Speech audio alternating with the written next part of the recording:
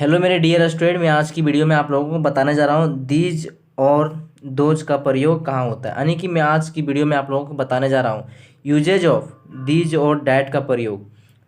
These और those का प्रयोग कहाँ होता है, इसका यूजेज कहाँ होता है, किस टाइप का सेंटेंस होता है, कि इसका यूज कहाँ करते हैं, किस तरह के सेंटेंस होते हैं जिसके कारण हम लोग को दीज और दोज का प्रयोग करना पड़ता है। ठीक है, तो सबसे पहले मैं आप लोगों को इसका मीनिंग बताने जा रहा हूँ कि दीज का मतलब क्या होता है और दोज का मतलब क्या होता है।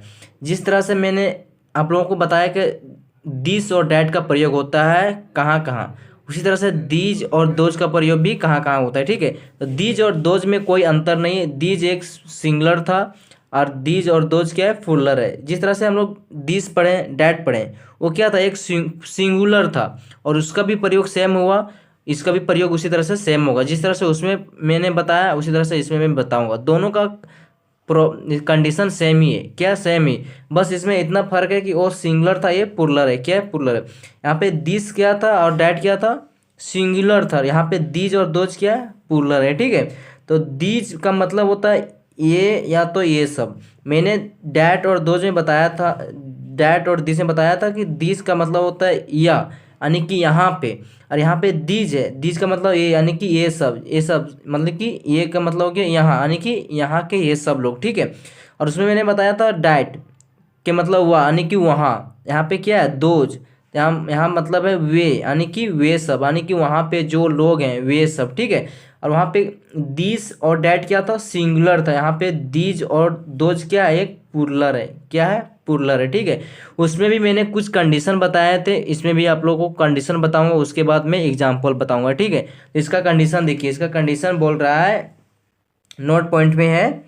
पहला कंडीशन है दीज और दोज के साथ प्लूरल नाउन तथा प्लूरल वर्ब का प्रयोग होता है। ठीक है, उसमें दिस और डैट में क्या हुआ था, उसमें बोल रहा था दिस और डैट के साथ सिंगुलर नाउन और सिंगुलर वर्ब का प्रयोग होता था। ठीक है, यानी या तो फिर बोल सकते कि प्रयोग किया जाता था। यानी कि दिस और डैट में singular verb, sorry, singular noun और सिंगुलर वर्ब का प्रयोग किया जाता है या किया होता है। ठीक है, और यहाँ पे बोल रहा है दिस और डैट, दीज और दोज में बोल रहा है दीज और दोज के साथ प्लूरल नाउन और प्लूरल वर्ब का प्रयोग होता है। अब यहाँ पे प्लूरल का मतलब क्या होता है, इस चीज़ को समझना है, और सिंगुलर का मतलब क्या होता है। तो दिस और डैट का मतलब होता है क्या, सिंगुलर के लिए होता है, यानी कि सिंगुलर का मतलब एक व्यक्ति के लिए, यानी कि जहाँ पे एक वस्तु और व्यक्ति को बताना हो, किसी एक व्यक्ति और वस्तु के बारे में बताना हो, उसके बारे में हम लोगों को कुछ बताना हो, वहाँ पे कोई इंडिकेट कर रहा है कि या एक वस्तु है या एक व्यक्ति है,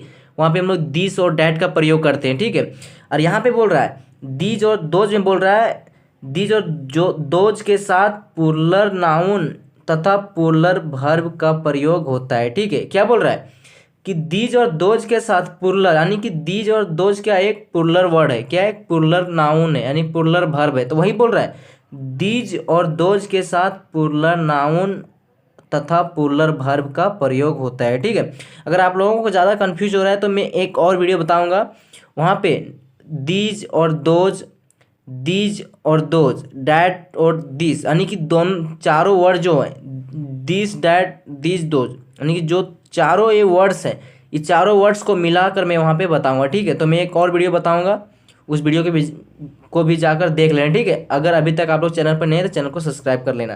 तो यहाँ पे बोल रहा है, पहला कंडीशन बोल रहा है दीज और दोज के साथ प्लूरल नाउन तथा प्लूरल वर्ब का प्रयोग होता है। ठीक है, ये हो गया पहला कंडीशन। उसके बाद हम लोग देखेंगे एग्जाम्पल।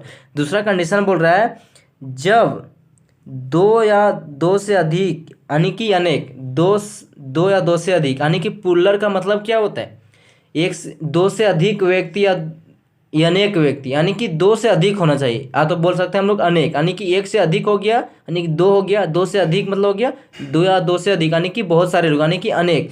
तो वही बोल रहा है जब दो या दो से अधिक, यानी कि अनेक व्यक्तियों या वस्तुओं को निकट दिखाना हो, निकट का मतलब नज़दीक दिखाना हो, तब दीज का प्रयोग किया जाता है। ठीक है, और वहाँ पे था दिस होता, यहाँ पे क्या है, दीज है, यहाँ पे क्या है, दिस है। और मैंने एक बताया दिस, तो दिस में क्या है, जब जब एक व्यक्ति या वस्तु को दिखाना हो, यानी कि सामने दिखाना हो, तो हम लोग क्या करते थे, दिस का प्रयोग करते हैं। किसका प्रयोग करते हैं, दिस का प्रयोग करते हैं। और यहाँ पे बोल रहा है जब ये दो या दो से अधिक व्यक्ति या व्यक्तियों को या वस्तुओं को दिखाना हो, यानी नजदीक दिखाना हो, तो हम लोग किसका प्रयोग करते हैं, दिस का प्रयोग करते हैं। क्या करते हैं, दिस का प्रयोग करते हैं। और यहाँ हम लोग दिस, यहाँ पे क्या है, दिस का प्रयोग करते हैं। और दिस में क्या होता है, यानी कि THES, दिस में क्या होता है, वहाँ पे एक व्यक्ति के लिए, और यहाँ पे क्या है, बहुत सारे व्यक्तियों के लिए।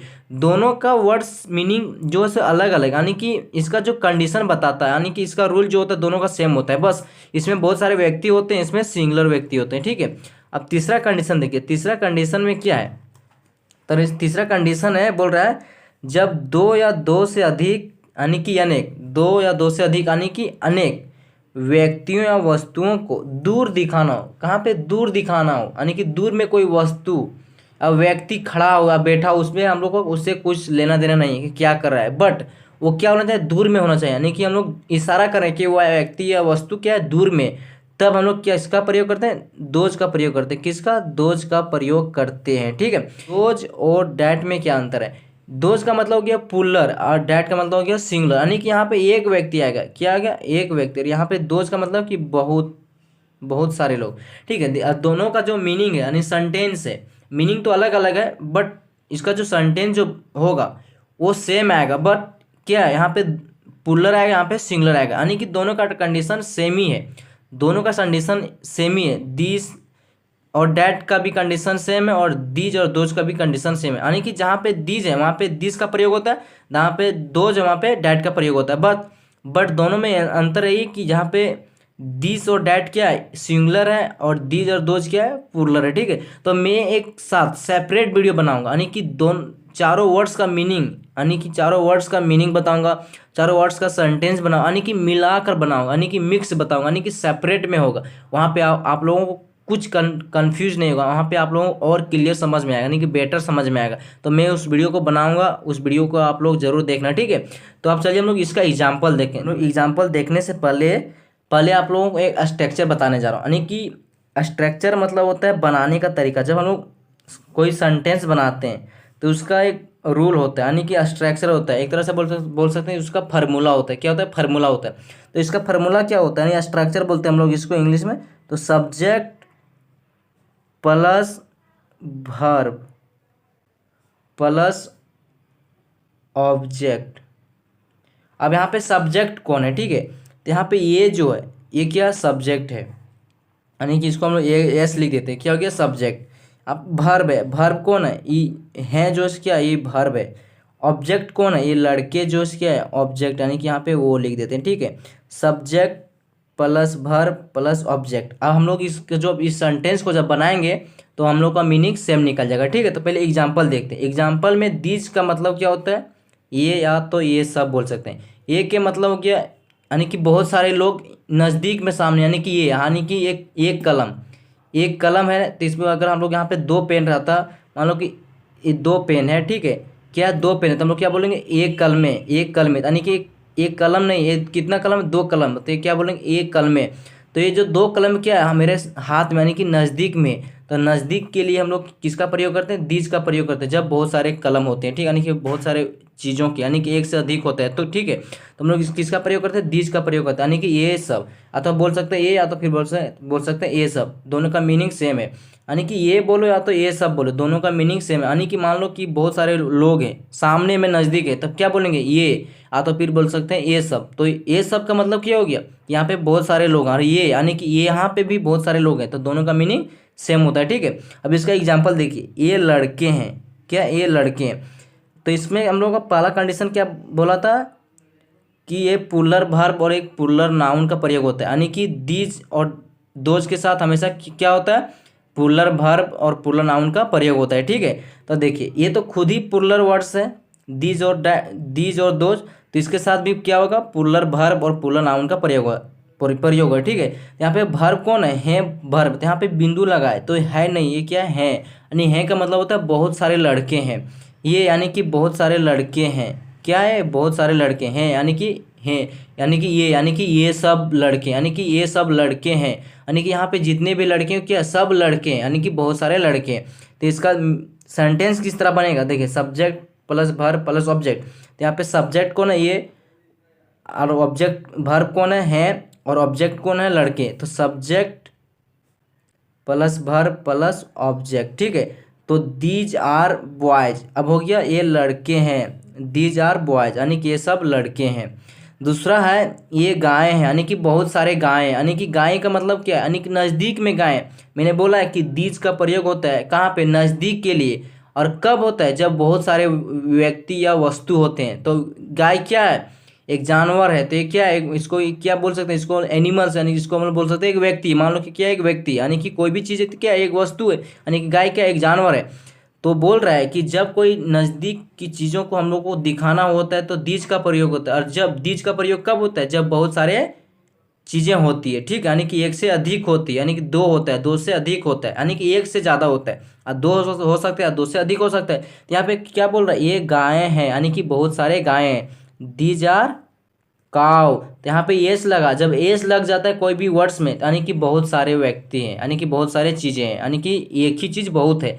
जैसे कि यहाँ पे काव है, यहाँ पे एस लग गया था, काव, इसको हम लोग काव नहीं बोलेंगे, काउस बोलेंगे। क्या बोल पढ़ेंगे, काउस, यानी कि एस लगा। तो इसको बॉय नहीं पढ़ेंगे, बॉयज पढ़ेंगे, बॉय बॉय नहीं बॉयज, यानी कि एस लगा। एस जब लग गया कोई वर्ड्स में तो समझना कि एक से अधिक व्यक्ति है, ठीक है। तो यहाँ पे गाय जो से क्या एक से अधिक है, तो क्या हो गया, पुल्लर हो गया, ठीक है।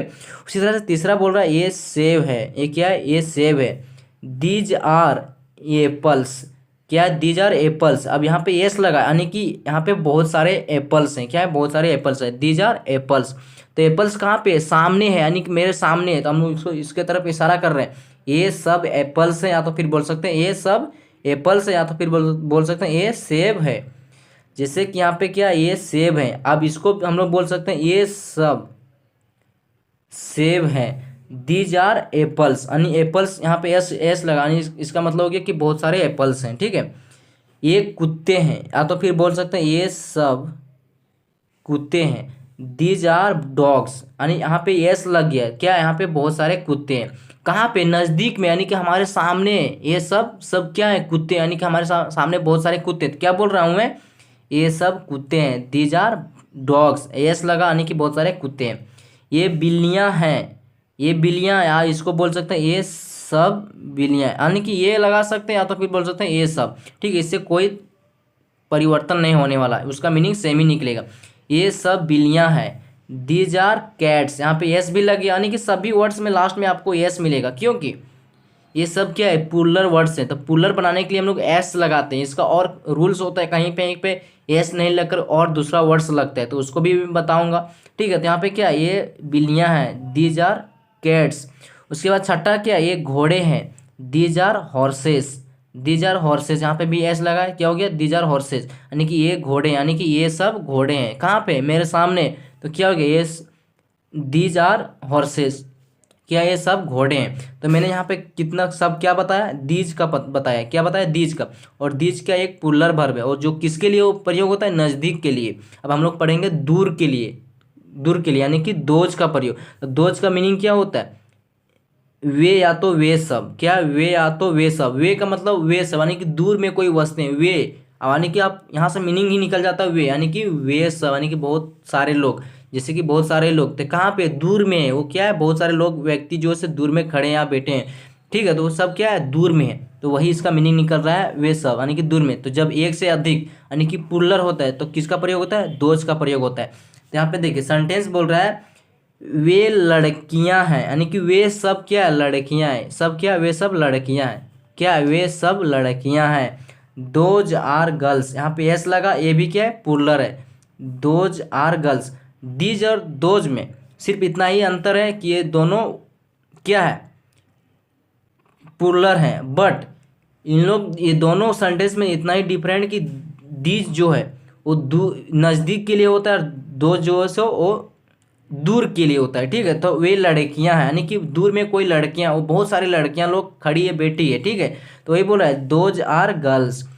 आठवां क्या, वे बेल हैं, यानी कि वहाँ जंगल में बेल चल रहे हैं। तो एक बेल नहीं चल रहा है, बहुत सारे बेल चल रहे हैं। तो हम लोग जा रहे हैं, तो हम लोग को दिख गए, तो हम लोग क्या बोल रहे हैं, वे सब बेल हैं, या तो फिर बोलेंगे वे बेल हैं।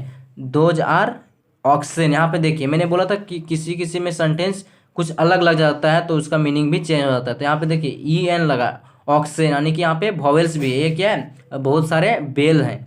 उसके बाद नौमा क्या, वे अंडे हैं, यानी कि वे सब अंडे हैं। दोज आर ईग्स, क्या, दोज आर ईग्स, ईज मतलब हो गया कि अंडे, बहुत सारे अंडे हैं, ठीक है।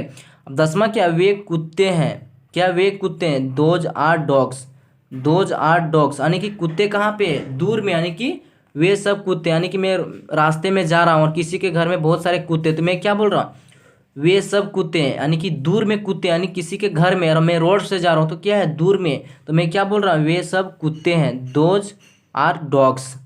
उसके बाद 11वां क्या, वे घोड़े हैं, क्या, वे घोड़े हैं।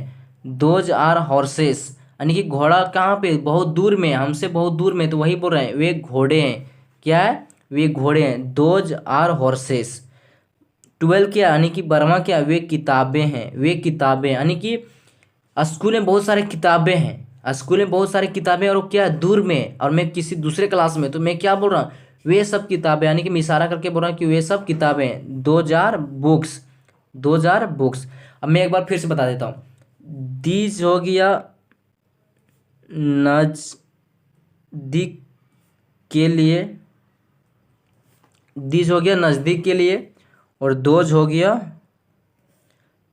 दूर के लिए, ठीक है। और दोनों क्या है, पुरलर है, दोनों क्या है, पुरलर है। बस इतना ही अंतर है कि दी जो होता है नज़दीक के लिए होता है, दो जो होता है दूर के लिए, वस्तुओं के लिए यूज होता है। जैसे कि मैंने बोला वे कुत्ते हैं, तो क्या है, वे कुत्ते हैं। दोज आर डॉग्स, ये क्या हो गया, वे कुत्ते, यानी कि बहुत सारे कुत्ते हैं जो क्या है, दूर में। अगर यहीं पे हम बोल देते हैं दीज आर डॉग्स, यानी कि बहुत सारे कुत्ते हमारे सामने, यानी कि नज़दीक में, तो दोनों में इतना ही डिफरेंट, ठीक है।